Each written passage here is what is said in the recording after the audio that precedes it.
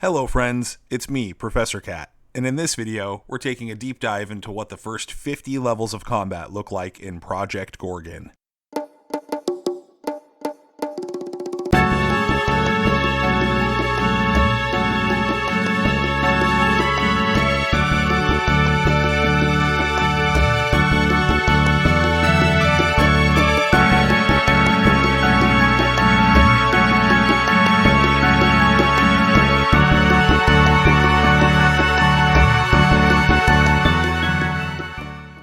This game is massive. It's hard to believe it's still in beta when there's already years of content available.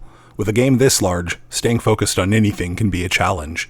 I will be breaking down strategies for getting through the first 50 levels of combat. I created a brand new character just so I can suffer in solidarity right next to you. We will be using the combat skills Psychology and Fire Magic, because based off of my experience creating new characters, I believe these to be the two best options for leveling easily, and once leveled, using these skills to power level other skills.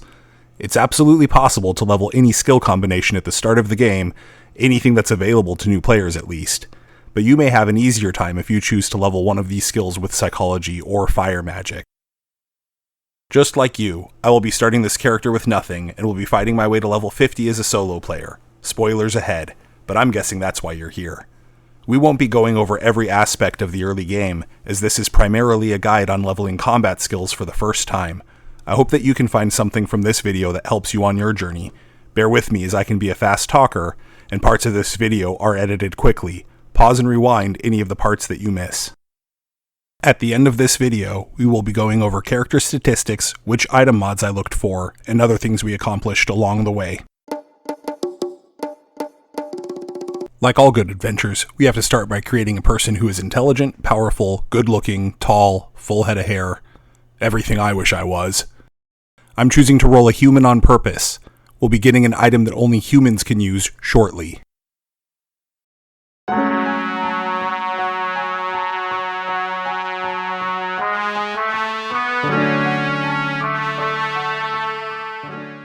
We won't be spending a lot of time on Anagoge yet. We are going to accomplish a few tasks before leaving, getting an autopsy kit from Lawara, collecting a couple hundred councils worth of items to sell, learning teleportation, and unlocking the Psychology skill. There's an empty bottle underneath the dock at the start of the zone. We'll need this to unlock Psychology.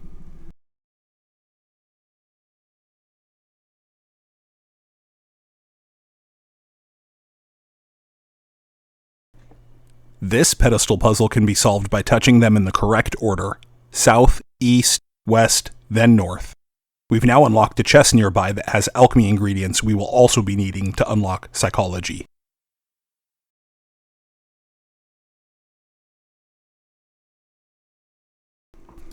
Inside this shed is a dropped sack that contains an amethyst. We need this to learn teleportation.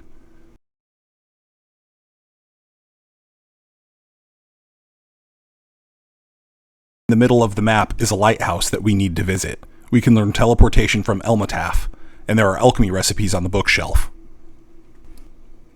We need to make parasol mushroom flakes, which is one of the ingredients to make a pick-me-up juice, and now we're ready to learn Psychology. Now that we've accomplished all of the tasks that we wanted to do on Anagoge Island, we're going to use the command /leave tut that you see on your screen right now. This will teleport us to Serbule directly.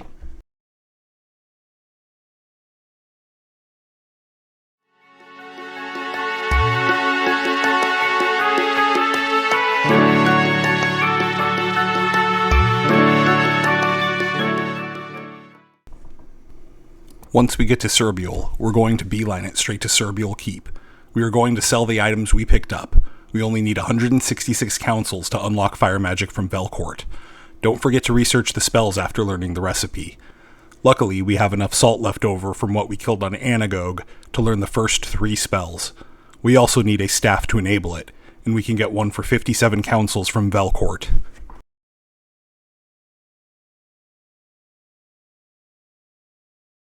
Oh look, a skinning knife. We'll put it back where we found it when we're done using it.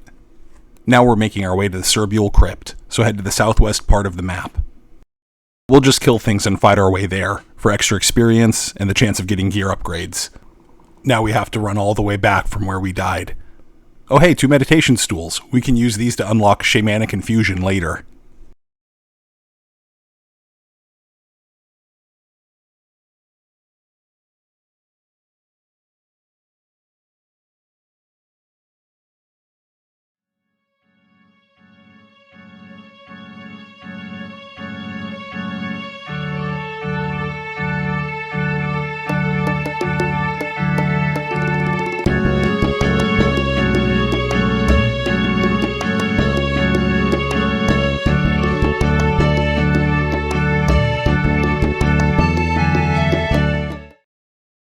The crypt looks pretty busy, so let's see if the path is clear to get Ursula's earrings.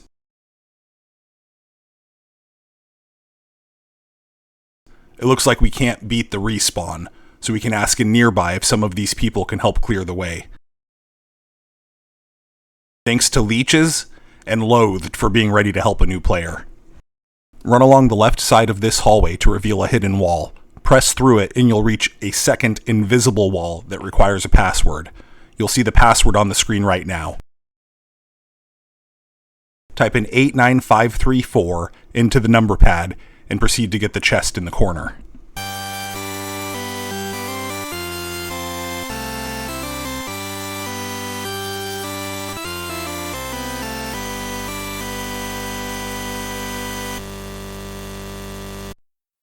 That sound means we found something for our build that is worth talking about. We just obtained Ursula's Earings, a human-only racial slot piece of equipment that adds 20 direct damage points to every fire attack. It might not sound like a lot of damage, but it's a game changer for early levels, and will be multiplied by attributes of equipment we get later on. There is more powerful racial slot equipment items available to other races, but this is the best one for fire magic, and the reason why we chose to roll a human.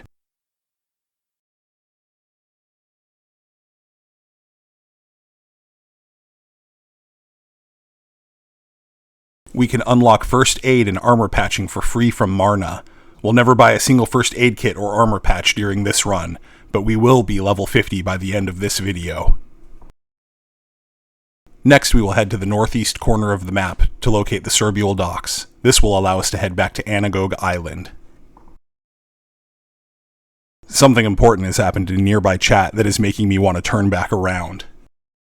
Apparently Duck Stomper is offering up a ring of very high importance that we would want on this run. It's something I was planning on farming the use tab to locate later, but let's see if we can get it now.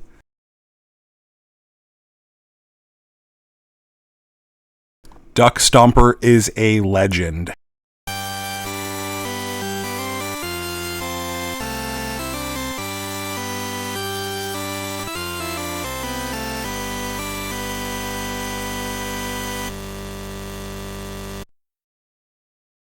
This is the Ring of Increasing Anxiety. It offers 151 direct damage to all psychic attacks. Unlike Ursula's Earrings, the Ring of Increasing Anxiety can be used by all races, as it goes on the ring slot, which is different than the racial slot.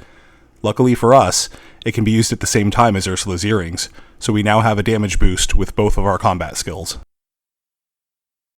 Next, we head to the Serbule docks. We can pay the boatman 300 councils to go back to Anagoge, where we can now complete the tutorial island with our desired combat set. Now that we're back on Anagoge, we're going to finish up some of the quests we skipped on our first visit, but the emphasis will be on killing mobs to level up. It's really important to use both skills, so that they gain experience consistently. You can use any ability from the skill, and it will count. You want to use every skill once every 60 seconds. Same goes for leveling first aid and armor patching. Oh hey, an amethyst dropped from this spider. Spiders in the Deinonychuses have a small chance to drop an amethyst. Deinonychi? The raptor things, those are the dinos I'm talking about.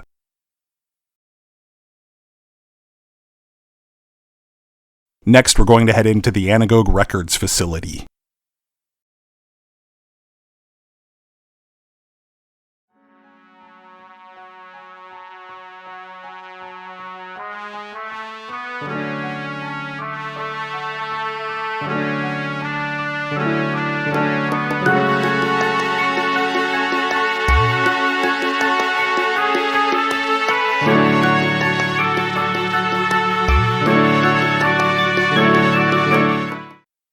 After collecting these barrels of liquid, we're going to try and fight Gadgis and see how it goes.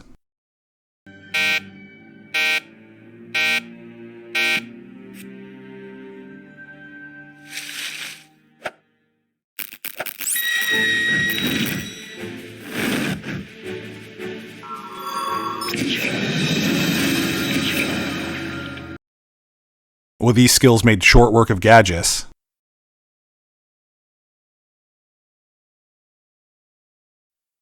Now we're going to make our way through the records facility, keeping an eye out for equipment upgrades.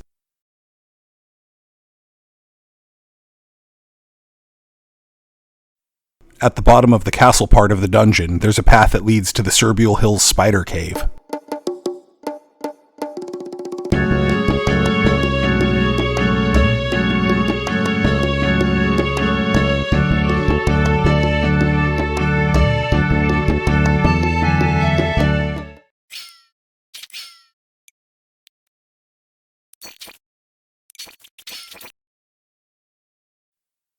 At this part of the dungeon, we can find some alchemy recipes that we'll be using later.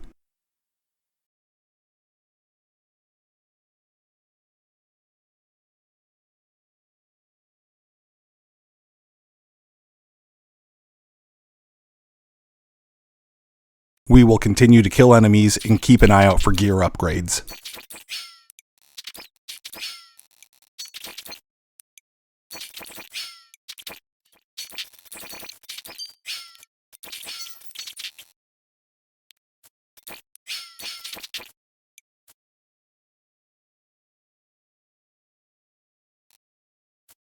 As we venture down this dead-end corridor, there's a battered shield that you can pick up. This will help us unlock shield very soon.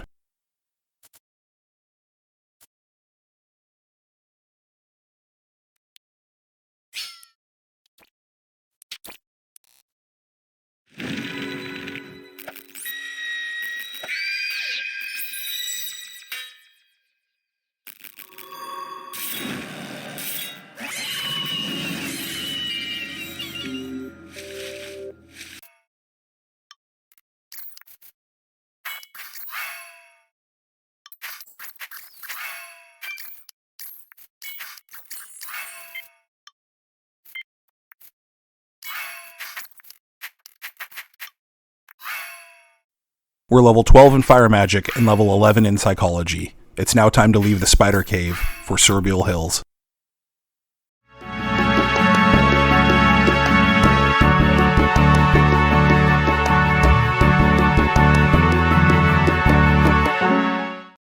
We're going to make our way to the Tapestry Inn located in the northwest corner of the zone. We'll find Tyler Green in the corner of the Tapestry Inn. Returning his battered shield gives us enough favor to unlock the shield skill. We won't be leveling it during this run, but it's a great skill to pick up anyway. It appears there's some assets that have failed to load, so we see some cubes hanging around right here. One of the byproducts of the game still being in beta testing. Just outside of the Tapestry Inn are a couple of cows hanging around. We can use an empty bottle to collect milk from them, and we can use that milk to create a spider speed potion. It increases our sprint speed by 1, which isn't a lot, but every bit we can get at this point is really helpful, so we're going to do it.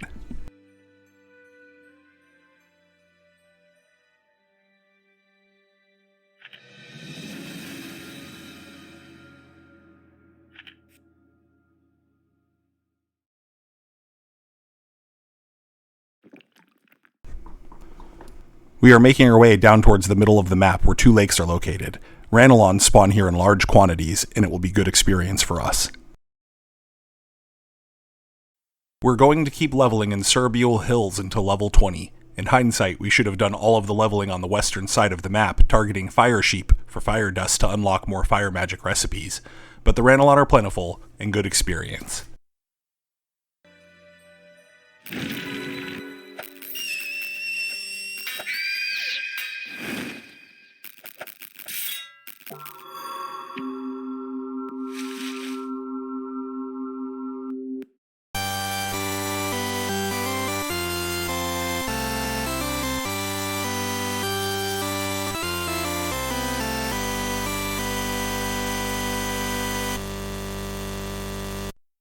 The Ring of Jaunty Traipsing is a very lucky find. Every character should have at least one of these. It increases sprint speed by 1, both in and out of combat, as well as stacking with other forms of sprint speed. We will be using it to make traveling faster. It won't replace the Ring of Increasing Anxiety for combat, but it should be put on anytime we're moving from place to place.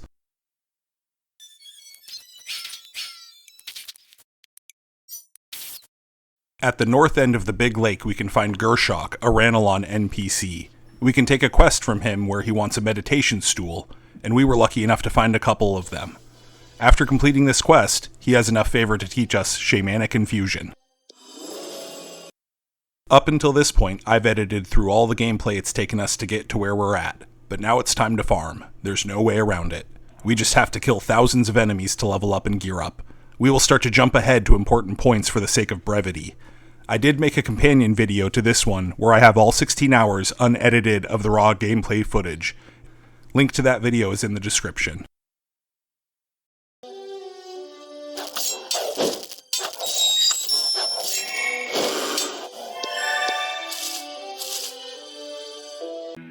Well, that was something new for me. This tornado NPC just blew 2 corpses away from me as I was looting them. I didn't know they could do that.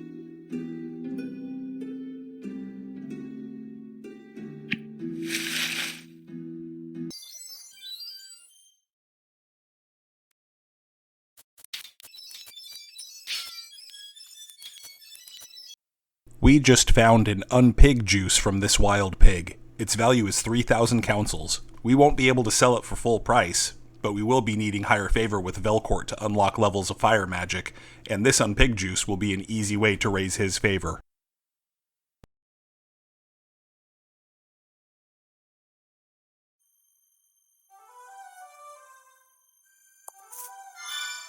We are making our way to the western side of Serbule Hills. We're now looking for fire sheep in the hopes to acquire fire dust for fire magic research. My preferred strategy is to go up high on the hills, getting a good vantage point of the enemies in the area. This tends to work better at nighttime, as the fire sheep will glow and be easier to see. This is a good time to talk about respawn. Currently we're not using a shovel, but burying corpses will increase the respawn rate of enemies. Also in this instance, we are hoping to target fire sheep. It's a good idea to kill every enemy we come across though, as the fire sheep, the pigs, the tigers, the deer, and any other animal you see in this area share the same respawn pool. Same goes for collectibles, like apple trees and strawberry bushes. If we want to find the most fire sheep in the shortest time, we need to kill and forage everything. We're now level 20 in both fire magic and psychology. We've gathered 11 fire dust in the past 30 minutes targeting fire sheep. We're also very full of inventory. Let's head back to Serbule, where we can clear some inventory and purchase some more fire magic research recipes. As we zone back into Serbule, you can take a look at our skill screen and see what we've unlocked and leveled so far. We've made our way back into Serbule Keep. We can talk shortly about the inventory management I've done up until this point. I've only kept equipment we'll be using. I have not held on to any to sell, except for a couple pieces we've outgrown that we were previously using. Our inventory is almost entirely full of items that stack. Gifting the unpig juice we looted earlier gives us 184 points of favor to Velcourt. This will be enough favor to purchase fire magic recipes up to level 15.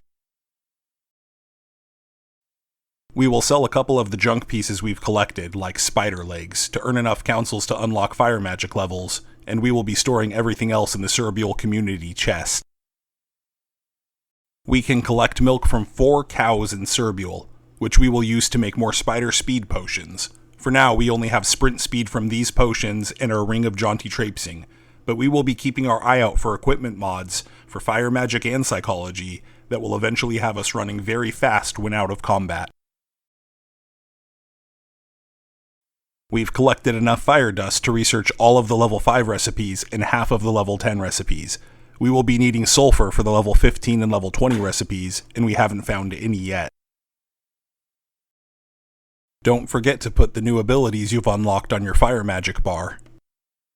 Since this is our first time back to Serbule since finding our free skinning knife, and since we've gotten our own skinning knife from Anagoge, we can place it back in the player market, paying it forward to the next person who may need it. Now we're making our way to the Serbule Sewer, located at the bottom of the lake to the east of Serbule Keep.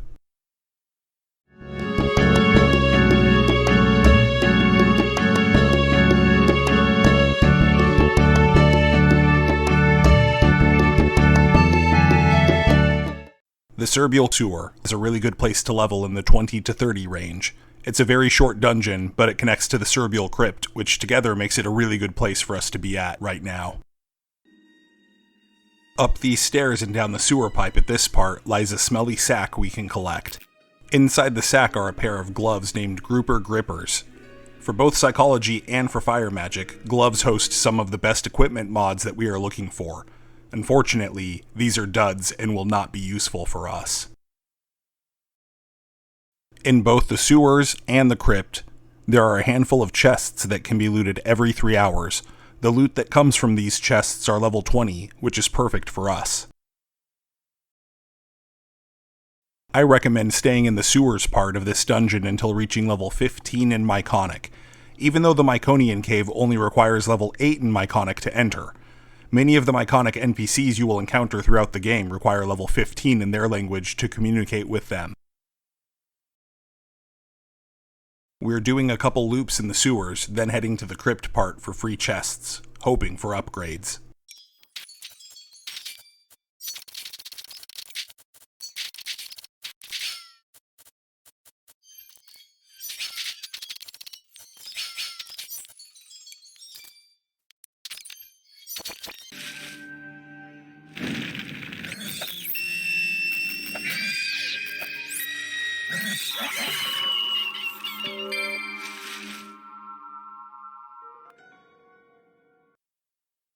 Let's see if we're ready to take on Ursula by ourselves.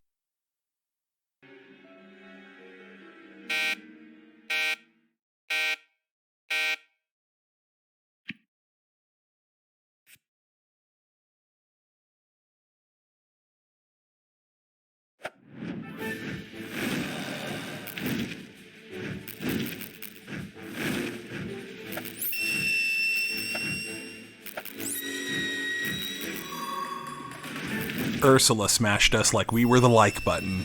Now we have her curse as well. We can keep the curse as a badge of honor for the remainder of this run, and we have the perfect title to let everybody know that we've been cursed.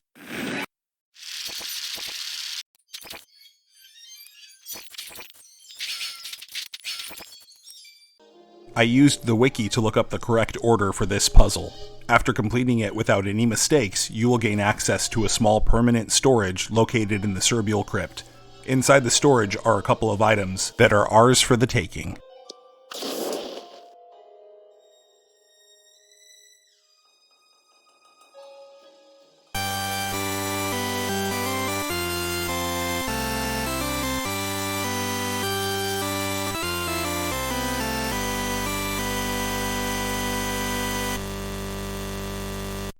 Included in this storage are 2 fire shield potions. They are extremely useful for lower levels. They make every enemy take 25 direct fire damage in response to every attack that is made against you. This potion is often powerful enough to kill lower level enemies without even attacking them. It will also provide 5 points of direct and indirect mitigation and lasts for 60 minutes. Before drinking this potion, set yourself up in a place you intend to be in combat for at least 1 hour. The Serbule Crypt is possibly the best place for us to level in this range, but even late at night during server maintenance, it's still a little too crowded to enjoy. We will make our way back through the sewers and find another place that is hopefully less crowded. We can pass back through Serbule Keep for some inventory management. I was hoping to find a copy of the training book Mach 1 for psychology by now, but it just hasn't dropped for us. We can find plentiful copies of Mach 1 for sale on Hulon, and we found a copy of Mach 2 on Velcourt. We also found 2 more fire dust and our first sulfur while in the crypt, so we can research 2 fire abilities before moving on. We will be heading to the Carpal Tunnels, but first we need to put Mach on our bar, as well as swap psychology and fire magic, as we will be using Mach as the basic attack for the remainder of this run. We can help Jara with the bear in her barn.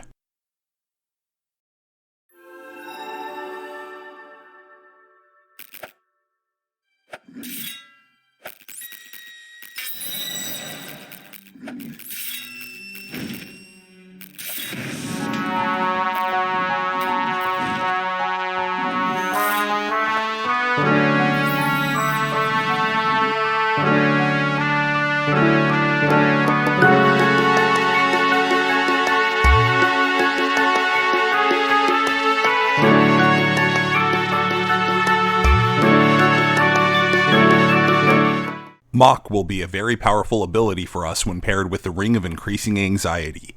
We also found a pair of boots back at the Records facility that have a mod which enables Mock to become a 20-meter area of effect attack. This comes at the cost of increasing its cooldown. You can see here how easily we take out a group of enemies with Mock. Fire magic is a great pairing for psychology in the Carpal Tunnels, as the slimes and mantises are strong against psychic attacks.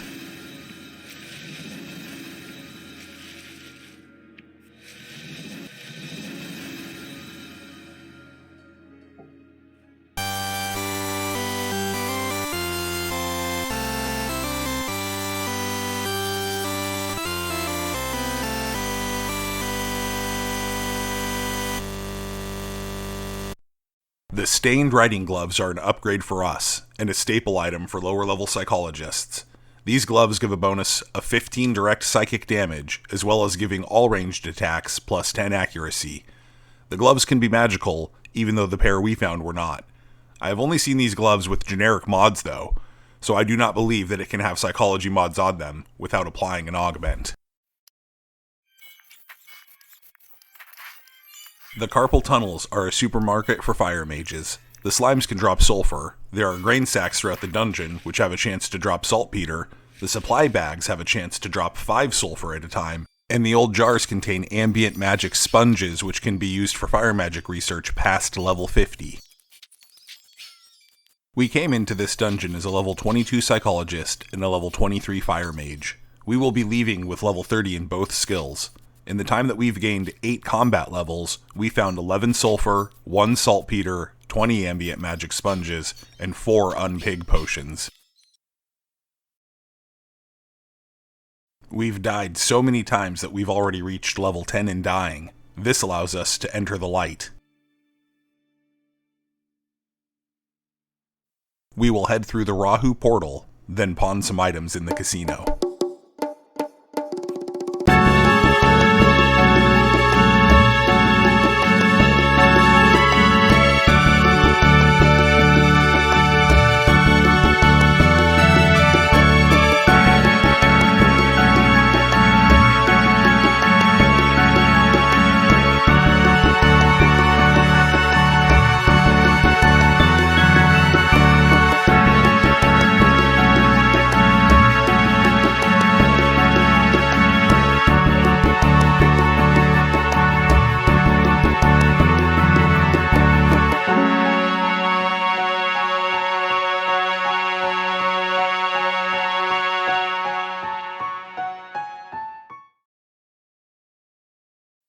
The furnace in the maintenance room of the Red Wing Casino doubles as a forge that we can research our fire magic recipes on.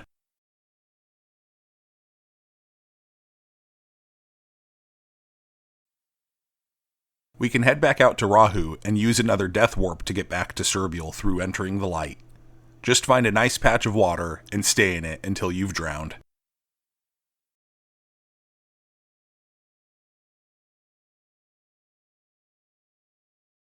Now that we're back in Serbule, we can give Velcourt some of the unpig potions we found.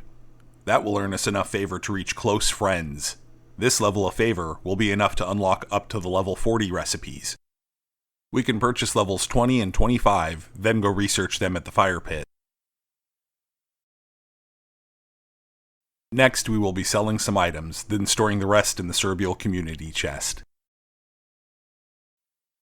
Leaving out the north end of Serbule Keep and following the path to the edge of the map will bring us to the portal leading to Eltibule.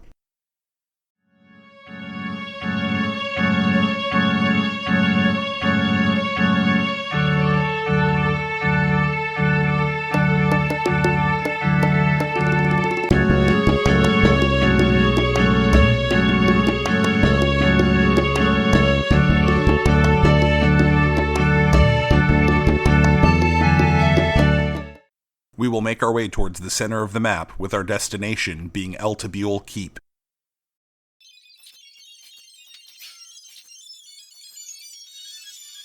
Just south of Eltibule Keep is a cemetery. In this cemetery is the Serbule Crypt. It's hardly a dungeon, as it's only a hallway and a single room. In this room are two named enemies that can give unique notoriety experience. James Eltibule is a skeleton warrior, and Sarissa Eltibule is a skeletal fire mage. We can practice our kiting skills a little bit, and see if we can take them down.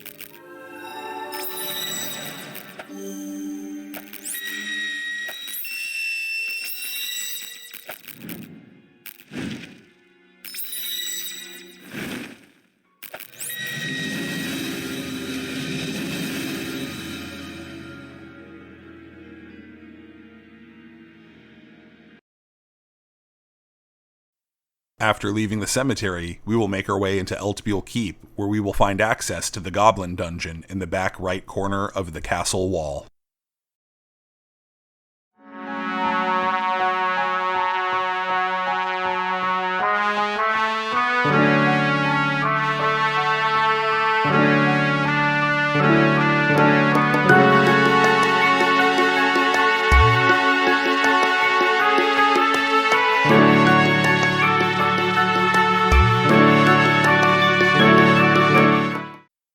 The Goblin Dungeon is the largest dungeon we've been to so far. It has a couple different sections, but we will primarily be fighting in the hallways where the goblins are.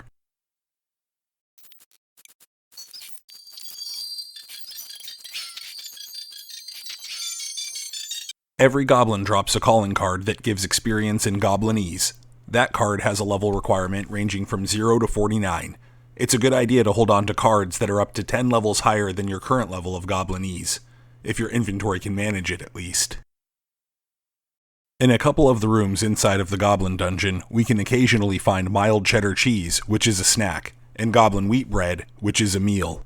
We've ran out of our snack cheese that we've gotten from Anagoge, so this is a great time to stock up on food for the remainder of this run. We will pick up every bread and cheese that we come across.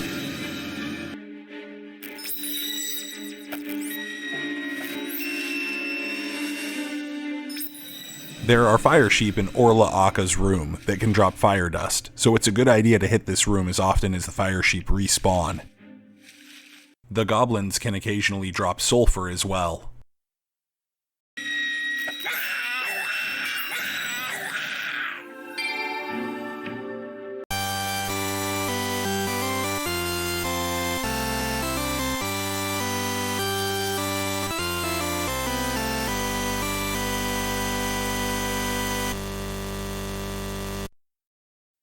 This helmet is great because of the equipment mods that it has, rather than the properties of the helmet itself. It gives us a bonus to fire magic and psychology damage, which is nice, but the real reward is the mod giving us +4 out of combat sprint speed for a full minute every time we used positive attitude. This will be a game changer for us when traveling in the world maps, as well as between groups of enemies in dungeons.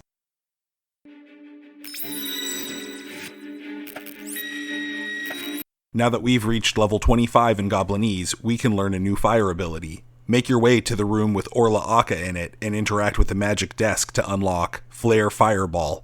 It requires 25 Goblinese to read the recipe. We also got a sulfur and 2 fire dust from this room. We are finding a lot of first aid kits and armor patch kits. It's important to make sure we're using both first aid and armor patch even if we don't need the heals. This will help us keep first aid and armor patch closer to our combat levels. The room with Algapa in it can be worth a lot of experience, as there are a lot of goblins inside of it. but the room is challenging. We can clear most of the enemies out before taking on Algapa to make it easier on ourselves.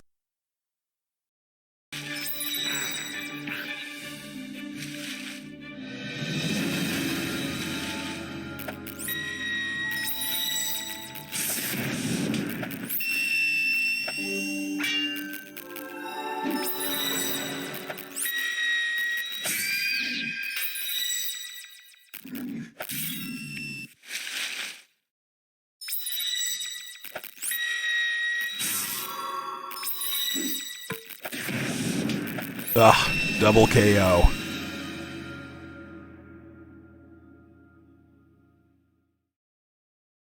We can make our way back to Algapa's room and rescue Serena, the fairy NPC in the corner. We won't be interacting with her on this run, but she's an NPC you'll want to rescue for other gameplay.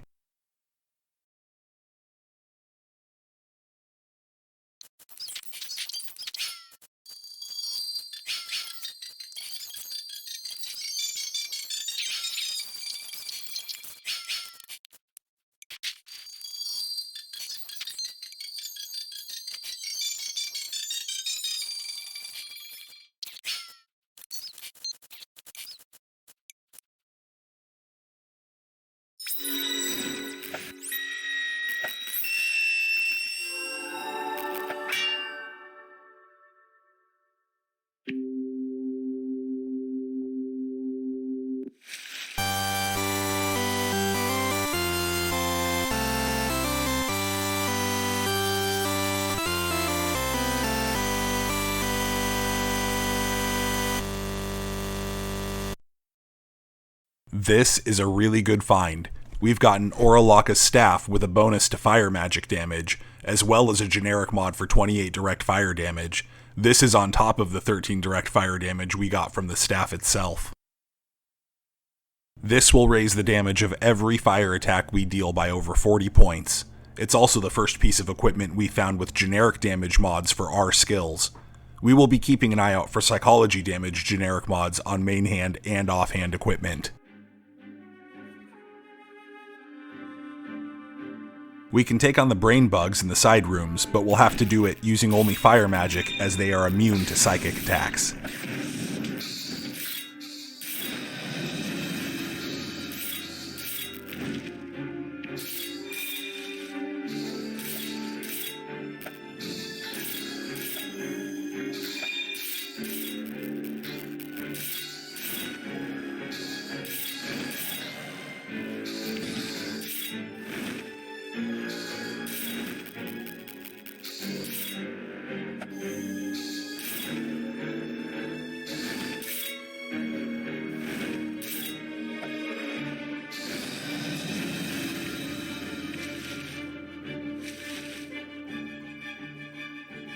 Now that we've been in the Goblin Dungeon for a couple of hours, we are level 37 Psychology and 36 in Fire Magic. We've gotten a bonus level for Psychology by reaching level 40 in Compassion. Now we will enter the light, clear our inventory, research more Fire Magic recipes, then head to our next dungeon. We've found 11 Fire Dust and 21 Sulfur during our time in the Goblin Dungeon. This will let us catch up with the recipes we've not been able to research for fire magic, but we're still low on saltpeter for our newest unlocks. At the north end of Eltibule is Hogan's Keep. At the north end of Hogan's Keep is the portal to the Kerr Mountains.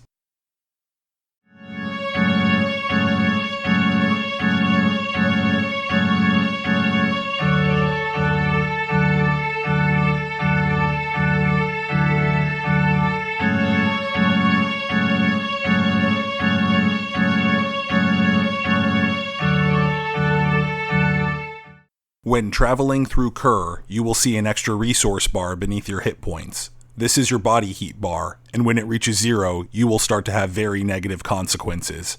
You will start to slow down your movement, as well as take increasing damage.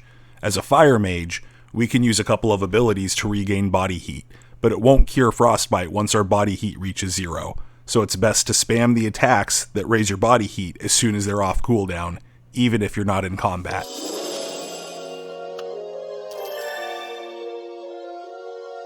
We are making our way into the large ice canyon towards the middle of the map. We can try to avoid the Yetis as we make our way into the canyon.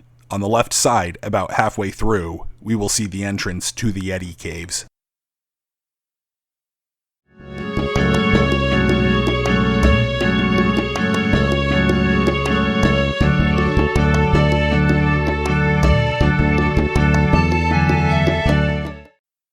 The Yeti Cave is an interesting dungeon. For the most part, it's linear, which can make it very challenging to share mobs with other players.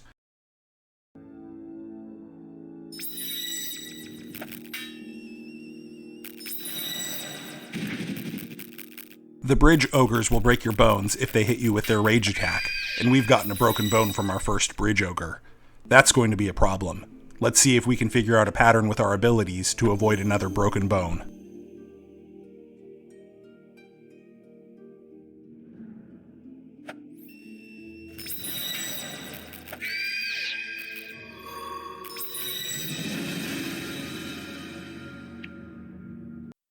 The bridge ogres aren't the only difficult enemy in this dungeon. The Yeti war screamers can stun you, and they can stun you a lot. However, the Yetis have a small chance to drop saltpeter, and that's the main reason why we are here.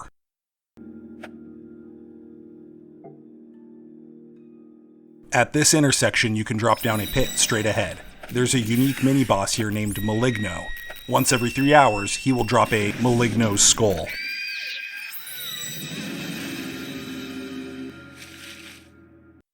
To turn in Maligno's skull for experience, we can enter the first room near the entrance of the dungeon. Turn right down the hallway to come to a rock pillar that has a large red glowing orb on top of it.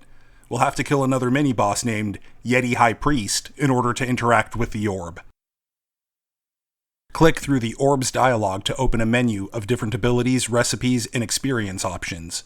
We are choosing Fire Magic experience for the remainder of this run, because our fire magic level is now lower than our psychology level. I would like to note that there is a very valuable skill that can be learned from this glowing orb. If your armor patching is level 30, you can learn Yeti Skin. It requires you to be equipped with at least one piece of cloth equipment, however it heals much more armor than armor patch does at the same level. There are two versions of Yeti Skin, Yeti Skin 1 and Yeti Skin 2. Yeti Skin 2 requires level 40 armor and armor patching, as well as having learned Yeti Skin 1. There are a couple of ways in-game to repair broken bones. The orb also teaches a recipe to repair broken bones with Tundra Lichen, but our foraging is nowhere near being able to collect Tundra Lichen. There's also Stretchy Spine from Battle Chemistry and Remedy from Priest. Neither of those options are viable for us right now either. Our best option to cure our bones by ourselves is to get First Aid leveled up to level 50, where we can learn Treat Disease 3, which can cure broken bones.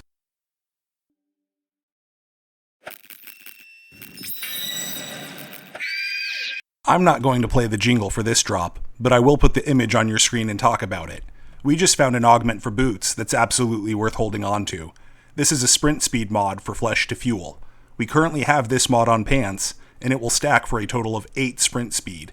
Next time we go to the casino, we can have Kib install this for us.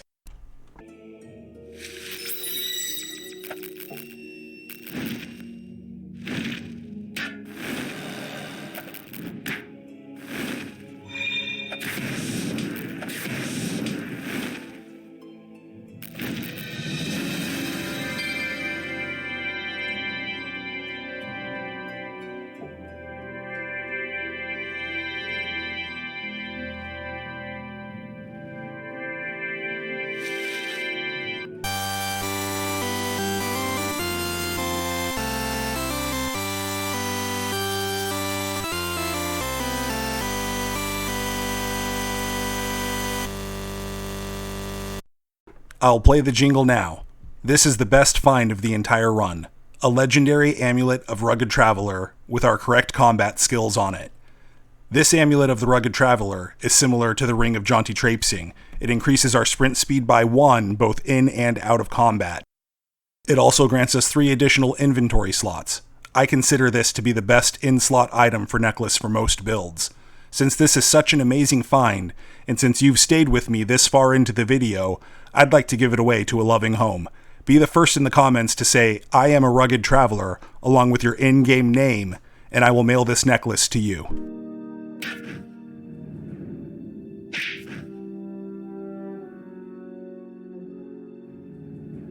We've reached level 46 in Psychology and level 45 in Fire Magic. We're going to enter the light and take a trip back to Serbule to clean our inventory and research some more Fire Magic recipes, as we've acquired a lot of saltpeter.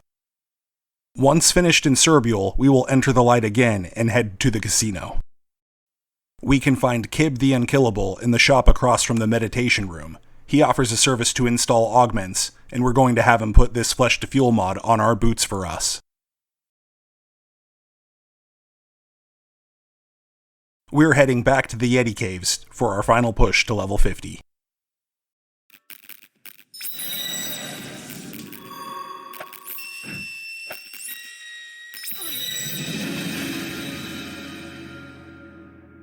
We finally reached level 50 in First Aid. Now we can start curing our 8 broken bones we've earned from the bridge ogres.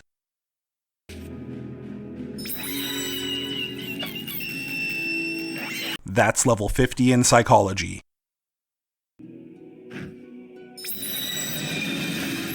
And finally, level 50 in Fire Magic.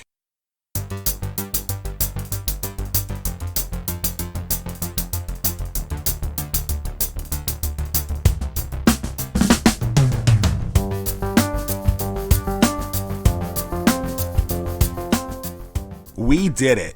We reached level 50 in 2 combat skills, and it took us 16 hours and 5 minutes.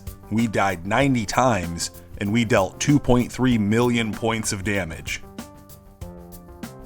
We reached level 37 in Endurance. This was higher than I expected. This was a lot of work, and basically all we did was combat, and combat accessories. If this is your first playthrough of the game, it probably won't look like this. I'd be sad for the experience you didn't get. Getting distracted is inevitable, and any skill in the game may grab your attention at any time. We also only saw a fraction of the game up to level 50. We didn't even enter some of my favorite dungeons, like the Myconian Cave. Focusing on fire magic ingredients dictated a lot of where we went. Sometimes the crowds in dungeons, like when we were in the crypt, that dictated where we went. I've put together a rough list of all the possible areas you might be interested in leveling. I put a star next to the areas I believe to be the best for their level. Experience points are dynamic. Enemies that are higher level than you will be scaled down on the experience that they give to what is max level for you. These enemies will retain their entire difficulty despite this. Once you are over the level of the enemy you are fighting, it will continue to only give experience based off of its own level. This creates a pattern where you want to target areas that are within 5 levels of your current level, give or take. Let's talk about equipment. I want to address the elephant on this run. The Ring of Increasing Anxiety did a lot of the heavy lifting early on. Since the game is still in beta, there's a chance that this ring will someday not be usable by a brand new player. If that happens, I am sorry for this outdated content. That does not change the viability of Psychology or Fire Magic for the first levels of skills. There are many options for low-level damage boosting items. On your screen now are the items that I found along the way of this run specifically. Pause if you need to. And on the screen now are a list of items I did not find on this run, but I think that they are even more overpowered than the Ring of Increasing Anxiety. There are many options for new players, and many more elements than just Fire and Psychic for a first playthrough. Do you have to use Fire Magic and Psychology? Of course not. But again, my recommendation is that you use one of these, as either skill is great at leveling further skills once you've reached level 50. Here is an infograph on the equipment that I was using at the end of this run.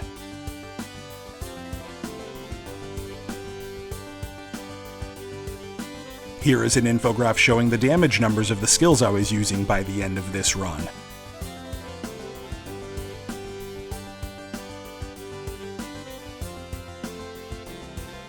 Here is a picture showing the total number of saltpeter, sulfur, and fire dust that I found compared to the total number needed to research every fire magic spell up to level 50.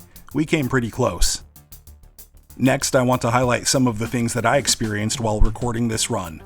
We saw a lot of players. They were everywhere.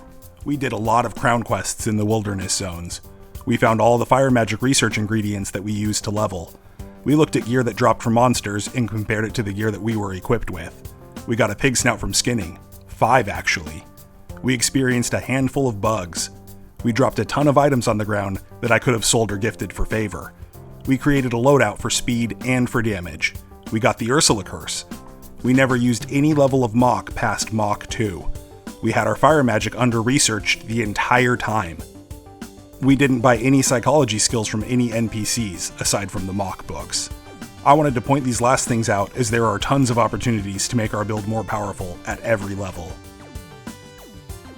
Thank you so much for making it to the end of this video. The last piece of advice I have for all new players is that you are only low level for a very short part of the game. This game is massive, and you might be playing it for years. Get fast at leveling up new skills, and it will never be as hard as it was the first time. If you've made it as far in game as I did in this run, you should be focusing on transmutation next, then start rolling mods on your own gear.